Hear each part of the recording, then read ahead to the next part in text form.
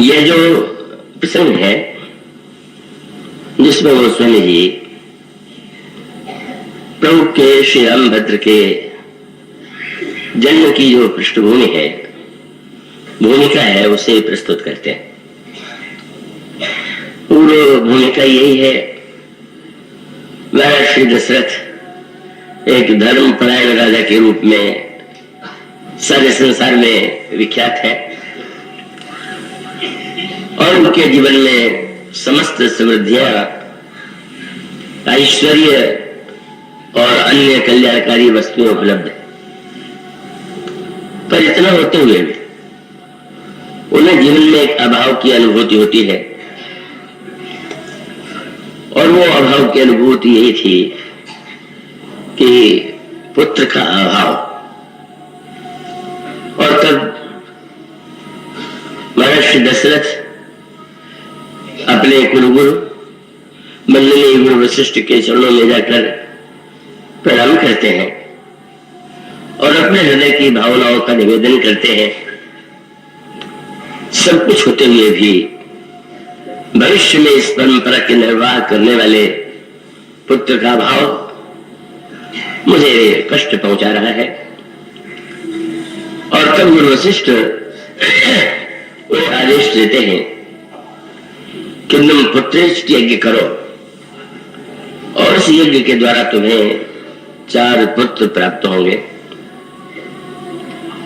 गुरु वशिष्ठ के निर्देश के अनुकूल महामुनि का श्रृंगी को आचार्य के रूप में पुत्रेष्ट यज्ञ के लिए आग्रह किया गया।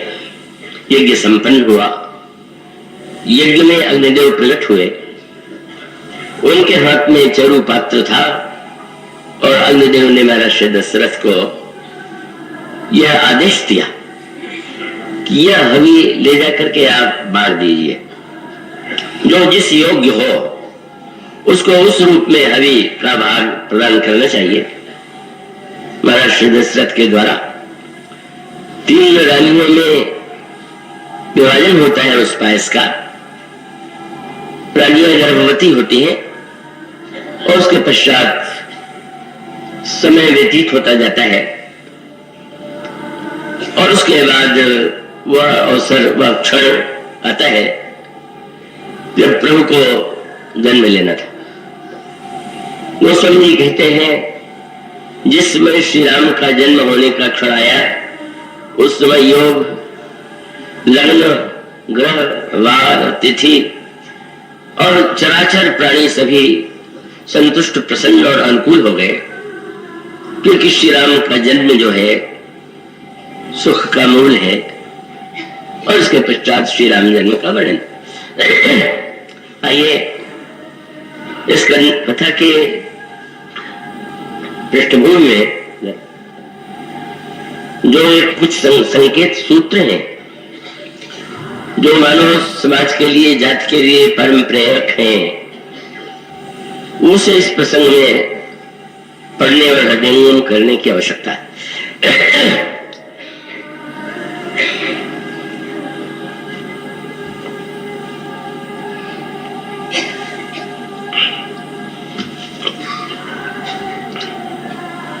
यह इसके पहले जो प्रसंग है उसमें आप यह पढ़ चुके होंगे, सुना भी होगा आपने एक बात कि महाराज दशरथ जो है पूर्व जन्म में महाराज मनु और उनकी पत्नी कौशल्या जी के रूप में जो इस युग में जन्म लेती हैं वो अपने पूर्व जन्म में महाराज मनु की पत्नी सिद्रूपा थी। उन्होंने बड़ी कठिन तपस्या की साधना किया और भगवान प्रसन्न होकर के उन्हें दर्शन देते हैं। और तब प्रभु ने प्रश्न किया कि आप क्या चाहते हैं, और बड़े संकोच भरे स्वर में मनु ने कहा कि मैं आपके समान पुत्र चाहता हूं। प्रभु ने यही कहा कि मैं ही तुम्हारे पुत्र के रूप में जन्म लूंगा। और उस वरदान की पूर्ति प्रभु के जन्म के रूप में हुई। किंतु गोस्वामी जी या यहाँ जो प्रसंग प्रस्तुत किया गया उसमें कुछ भिन्न रूप आपके सामने आता है। गुरु वशिष्ठ महाराज दशरथ को ये बता सकते थे कि तुम पूर्व जन्म में महाराज मनु थे, तुम्हारी पत्नी कौशल्या शत्रुपा थी, श्री राम तुम्हें वरदान दे चुके हैं, पुत्र के रूप में जन्म लेने का उन्होंने आश्वासन दिया है, तुम्हें निश्चिंत हो जाना चाहिए। किंतु ऐसा नहीं हुआ। उन्होंने पूर्व जन्म की ओर संकेत न करके जब ये कहा कि पुत्र की प्राप्ति के लिए तुम पुत्रेष्ट यज्ञ करो, तो इसके पीछे गुरु वशिष्ठ का क्या चिंतन था, क्या उद्देश्य था, और तब उसके पीछे जो हमारी संस्कृति है, हमारे जो पौराणिक और उस पौराणिक संदर्भों में जो गाथाएं जुड़ी हुई है, उन गाथाओं की ओर हमारी दृष्टि जाती है। वस्तुतः हमारे जो प्राचीनतम ग्रंथ हैं और श्री रामचरितमानस की विलक्षणता यही है कि उसमें व्यक्ति के क्रमिक विकास का मार्ग क्या हो सकता है, किस क्रम से मनुष्य के जीवन में विकास होना चाहिए, उसका उत्थान होना चाहिए। अगर आप इसका परिचय पाना चाहें तो हमारे पौराणिक ग्रंथों में पा सकते हैं, और उसका भी सारमय रूप यदि आप पढ़ना चाहें तो आपको श्री रामचरितमानस के रूप में वो और भी अत्यंत सरल रूप में प्राप्त हो सकता है। और इसलिए गोस्वामी जी ने जब ये कहा कि ये जो रामायण की है वो छावो शास्त्र सब ग्रंथन को रस, ये समस्त शास्त्रों का और ग्रंथों का रस है, तो ये बड़े महत्व का ये जो उनकी घोषणा है, जो उनका विश्वास है, वो केवल अपनी स्तुति नहीं है, वो सचमुच यदि आप सारे पुराणों का और शास्त्रों का अध्ययन करें और श्री रामचरितमानस के ऊपर आपकी दृष्टि जाए तो आपको ऐसा लगेगा कि सचमुच यह ग्रंथ सारे ही है, और उसमें समस्त सूत्रों को जितने संक्षेप में किया जा सकता है उस रूप में प्रस्तुत किया गया है। और तब क्रम क्या है? गीता की निष्काम कर्म योग की चर्चा पढ़ करके या भक्तों या संतों के जीवन में निष्कामता की महिमा का अध्ययन करके लोग एक मिथ्या धारणा अपने जीवन में पाल लेते हैं, और वो मुख्य धारणा ये होती है कि वो समय असमय बिना सोचे समझे ही क्या वो उन पंक्तियों को दोहरा देते हैं जो अत्यंत उच्च कोटि की स्थिति में पहुंचे हुए साधक या सिद्ध के जीवन में होती है। और ये स्थिति जो है शायद व्यक्ति के मार्ग में सबसे अधिक बाधक है।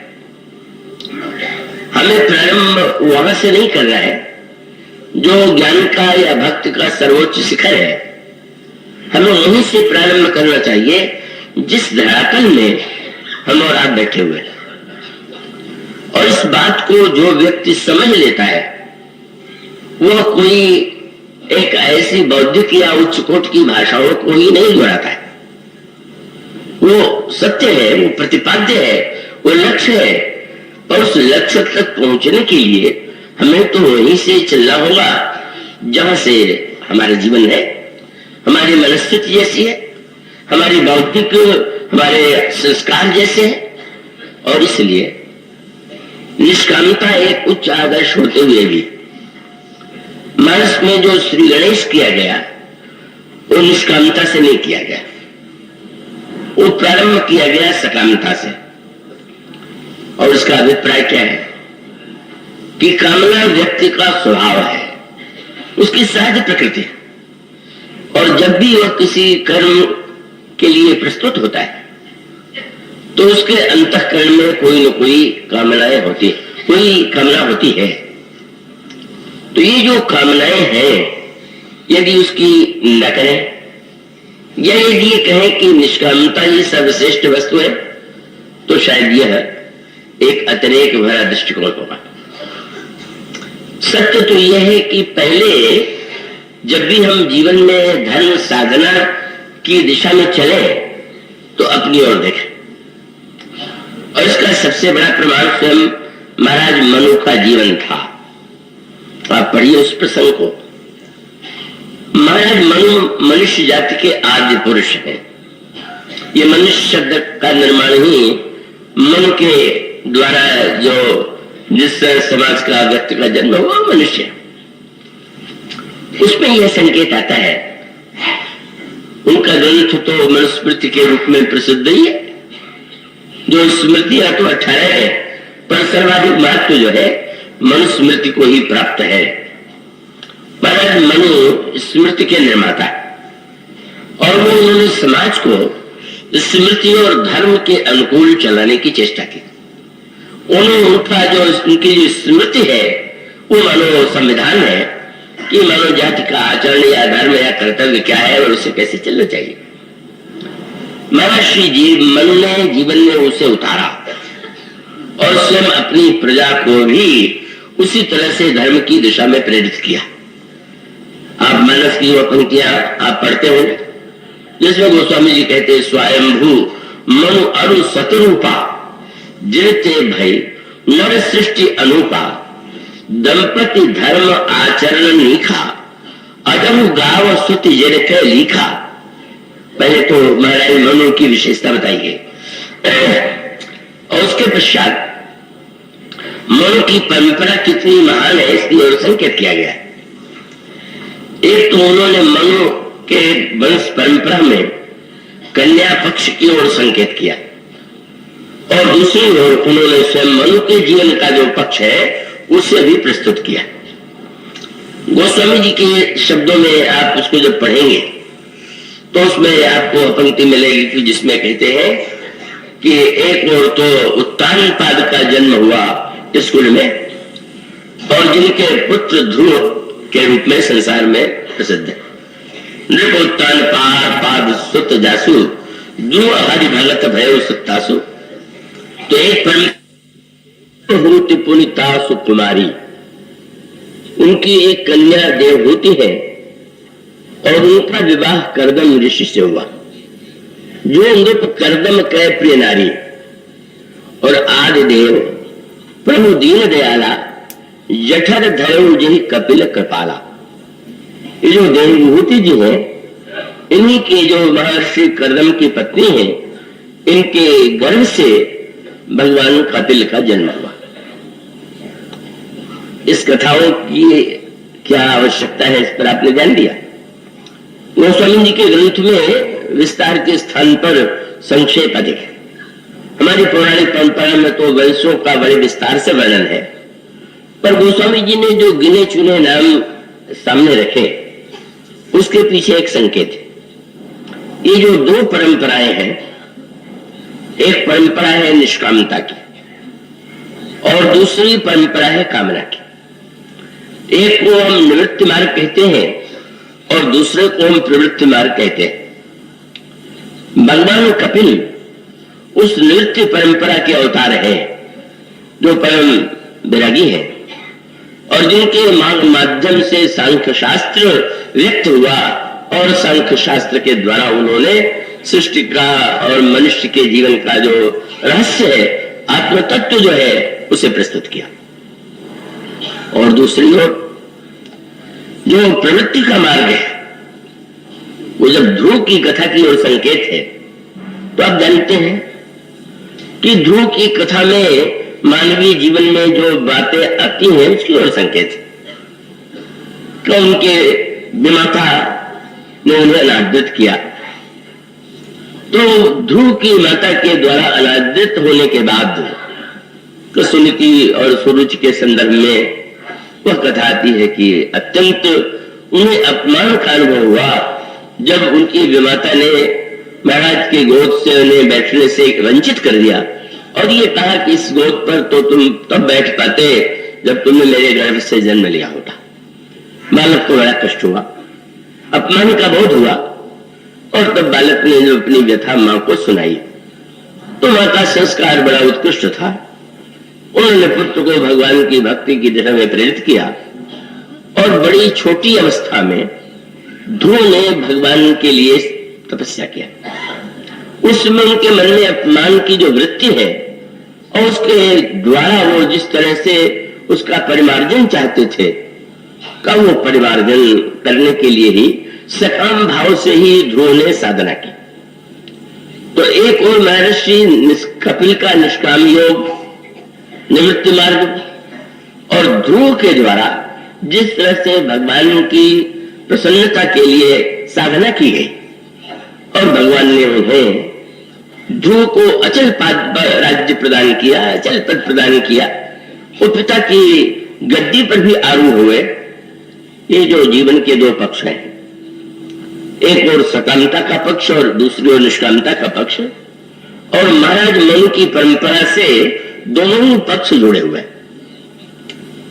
पर निवृत्ति और प्रवृत्ति की यह परंपरा जो प्रारंभ से ही इसके पुराणों की कथाओं में इसकी ओर संकेत मिलता है, और वो बड़ी विलक्षण सी कथाएं हैं, और उनकी गहराई पर जब उन पर दृष्टि डालें तो प्रारंभिक काल से लेकर के मानव समाज और जीवन में जो समस्याएं आती रही उसकी ओर संकेत मिलता है।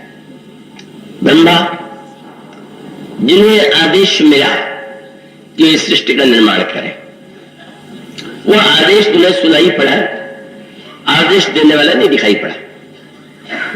और तब ब्रह्मा ने सृष्टि के निर्माण की प्रक्रिया जब प्रारंभ की तो सबसे पहले जिन बालकों का जन्म हुआ उसमें सनक, सनंदन, सनातन, समंत कुमार ऐसे महापुरुष हुए कि जब ब्रह्मा ने उन्हें आदेश दिया कि आप लोग सृष्टि का विस्तार कीजिए, तो वो विचारक थे और उन्होंने कहा कि नहीं, ये कार्य हमारे लिए संभव नहीं, हम सृष्टि के व्यर्थ प्रपंच में नहीं फंसना चाहते, हम क्यों इस दृष्टि से संसार का विस्तार करें और विस्तार में उलझ करके हम अपने को दुखी बनाएं।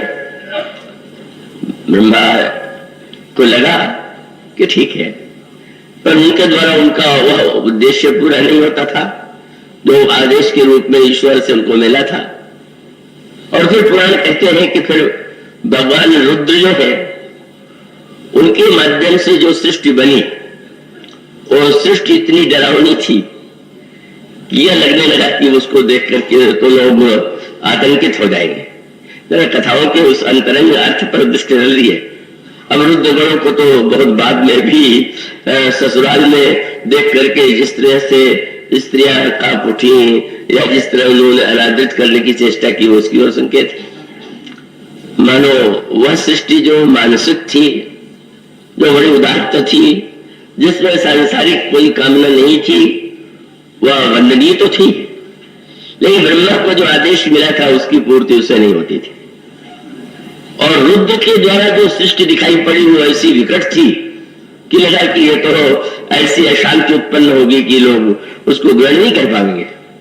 तब मानव सृष्टि का वह स्वरूप, क्योंकि ईश्वर का यह संकल्प था, सृष्टि निर्माण कैसे हुआ उसकी अनेक व्याख्या की गई है।